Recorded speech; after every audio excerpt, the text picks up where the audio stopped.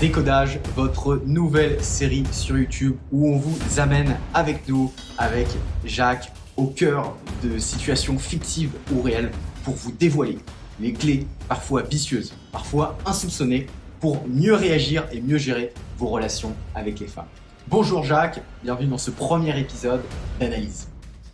Bienvenue dans cette nouvelle série de vidéos qu'on a intitulée Décodage, dans laquelle on va analyser, décoder certains comportements de personnages réels ou fictifs pour illustrer certaines erreurs vicieuses et insoupçonnées à éviter avec les femmes.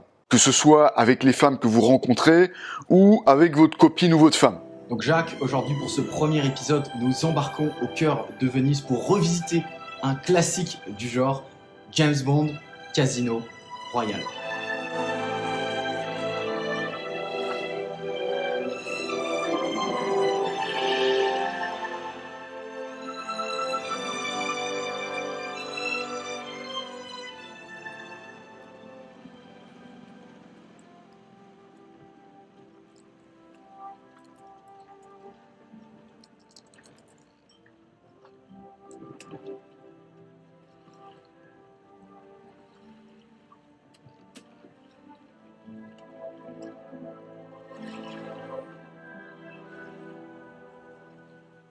Alors dans cette scène, Jacques, on peut voir James Bond qui du coup donne sa démission et quitte le MI5. MI6, s'il te plaît. Le MI6, service de renseignement britannique. MI6 MI6. Donc dans cette scène, Jacques, on peut voir James Bond qui quitte le MI6 et qui pose du coup sa démission. Peux-tu nous analyser un petit peu plus en détail cette scène et nous dire que se passe-t-il? Pourquoi le grand James Bond quitte son emploi? Alors pour ça, il va falloir préciser un peu le contexte, et plutôt que de le faire nous-mêmes, on va vous montrer les quelques scènes, ça dure 2-3 minutes, qui précèdent cette fameuse scène marquante où James Bond pose sa démission. On se regarde ça tout de suite. Tu ne vas pas t'ouvrir à moi, n'est-ce pas? Tu viens de remettre ton armure. C'est comme ça. Cette fois, je n'ai plus d'armure. Tu me l'as arrachée à jamais. Et quoi qu'il reste de moi, oui, quoi qu'il reste de moi, quoi que je sois, je t'appartiens. Je croyais qu'il me couvrait. Mais c'est rien, ça sert de leçon. Parce que tout le monde a une faille. Oui. Tout le monde. Tout le monde à part toi.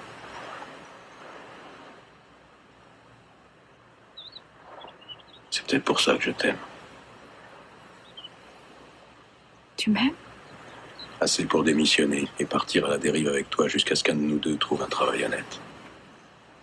Mais je crois que ce sera toi parce que j'ai aucune idée de ce que c'est un travail honnête. Tu es sérieux, là? Comme tu l'as dit, quand on fait mon boulot trop longtemps, il reste pas grand-chose de son âme à sauver. Et je préfère partir avec le peu qui me reste. Ça suffira pour toi?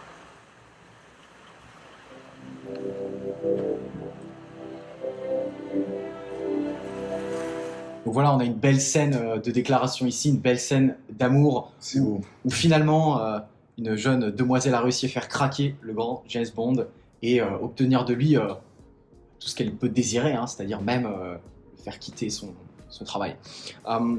Qu'est-ce qui te fait dire, Jacques, du coup, que là, ici, il y a peut-être quelque chose qui ne va pas, finalement, et un comportement à éviter?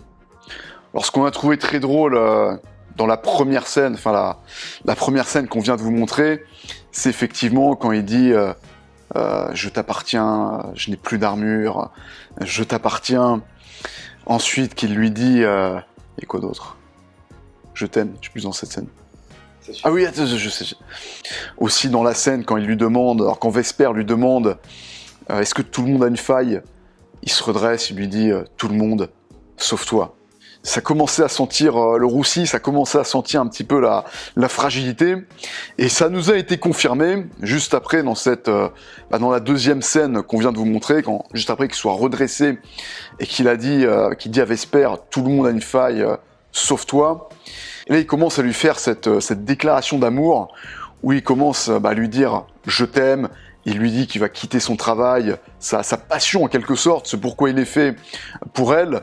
Et même elle est surprise. Elle est surprise, elle est même agréablement surprise, dans un premier temps en tout cas. Elle est contente, elle n'en revient pas.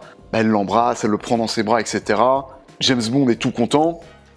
Et ça, c'est une erreur qu'on voit beaucoup passer chez les hommes qui nous contactent, chez les hommes qu'on coach notamment dans le programme Reconquête, c'est que ils vont abandonner quelque chose qui leur tient à cœur, ça peut être une passion, leur travail, leur mission de vie de manière générale, pour se faire accepter par leur femme, pour obtenir les faveurs de leur femme, ou pour tout simplement la faire rester, dans le cas où elle aurait émis des doutes sur leur relation, et où elle aurait peut-être émis l'idée de le quitter. Et le gros piège avec ça, c'est que effectivement, la nana va être enchantée, va être contente sur le moment, sur le court terme, peut-être les minutes, les heures et les jours qui viennent. Mais très rapidement, ça a une conséquence. La conséquence, c'est la suivante, c'est que la nana, elle perd son respect pour le gars. Elle perd son respect, son désir pour lui aussi. Son attirance, qui était en grande partie basée sur le fait qu'elle le voyait comme un homme digne de ce nom, comme un partenaire solide, qui ne fait pas d'elle sa priorité, mais qui avance pour accomplir sa mission de vie. Et donc James Bond commet cette erreur qu'énormément d'hommes commettent et qui conduit leurs femmes à perdre leur respect pour eux. Et au final à perdre ces sentiments qu'elle ressent pour eux.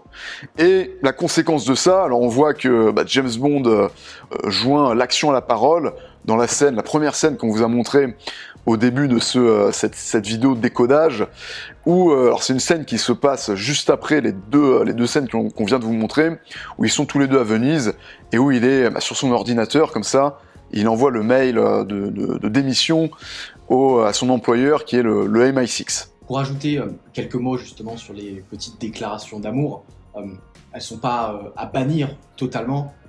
On peut ajouter le fait qu'elles peuvent être intéressantes dans un moment où la femme l'a mérité, où elle a mis en place des actions pour nous prouver son amour. Mais là où ça devient un petit peu tricky, un peu fragile, c'est quand ces grandes déclarations d'amour avec des mots assez forts comme « je t'aime, je t'appartiens », en fait sont en réaction peut-être au fait de la perdre, à sentir qu'elle s'éloigne et qu'elle perd peu à peu son respect. Donc c'est vrai que ça ressemble un peu à une tentative désespérée, et on le voit, comme tu le disais, chez de nombreux hommes qu'on accompagne, qui sentent qu'ils ont merdé, ils sentent que petit à petit la femme s'éloigne, et du coup ils vont essayer d'en rajouter, d'en faire des caisses, pour prouver finalement un peu comme un bon toutou, qu'ils sont toujours là, qu'ils éprouvent quand même des sentiments.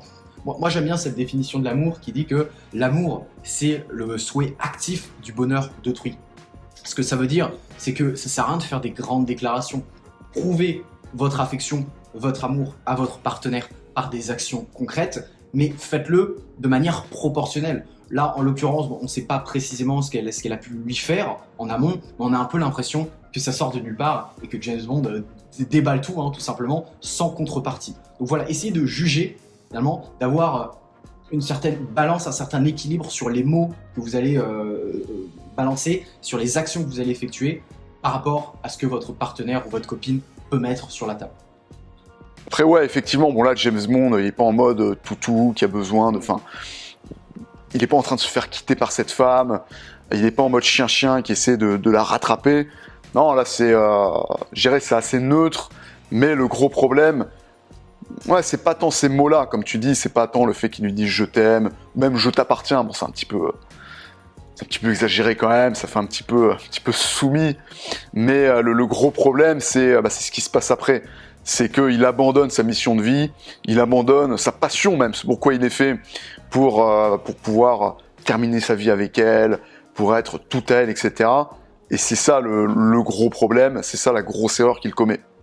Et la conséquence de ça, alors c'est pas vraiment une conséquence ici, puisque c'était déjà quelque chose qui était en train de se passer, mais tout du moins, ça illustre bien ça, et c'est très symbolique.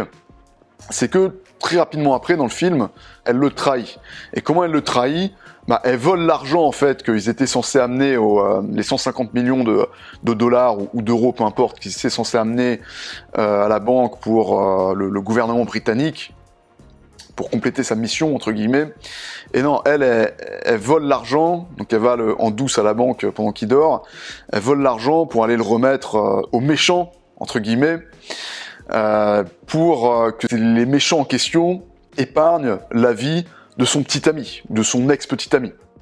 Donc c'est une trahison, elle s'est servie de James Bond pour avoir cet argent, et au final, ce qu'elle en fait, c'est que elle s'en sert pour le bien de son ex, ce qu'on peut voir symboliquement comme une tromperie, comme une adultère.